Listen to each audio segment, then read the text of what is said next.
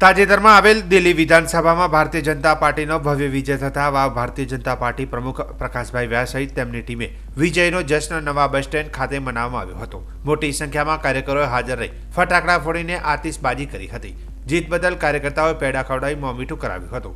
ત્યારે ભાજપ પ્રમુખ સહિત અગ્રણીએ મીડિયા સાથેની વાતચીતમાં જણાવ્યું હતું કે આ ભારતીય જનતા પાર્ટીની જીત છે, વિકાસની જીત છે, કાર્યકર્તાઓની જીત છે તેવી વાતને ઉચ્ચારણ ભાજપીઓના જોશમાં વધારો કર્યો હતો।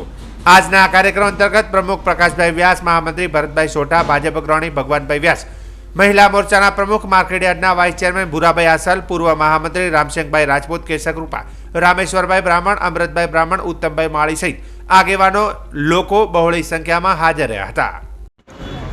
આજે દિલ્હીમાં જ્યારે ભારતીય જનતા પાર્ટીનો ભગવો લહેરાયો હોય, ભારતીય જનતા પાર્ટીની જ્યારે સરકાર બની હોય ત્યારે અમે પણ વાવ તાલુકા ભારતીય જનતા પાર્ટી દ્વારા હર્ષ, ઉલ્લાસ અને આનંદની લાગણી સાથે અત્યારે આતશબાજી કરી, ફટાકડા ફોડી અને અમે વાવ તાલુકા ભારતીય જનતા પાર્ટી દ્વારા આનંદ વ્યક્ત કર્યો છે। ભારત માતા। જે દિલ્હીની અંદર દિલ્હીની જનતાએ પ્રચંડ બહુમતીથી ભારતીય જનતા પાર્ટીને જે વિજય અપાવ્યો છે, છેલ્લા 27 વર્ષથી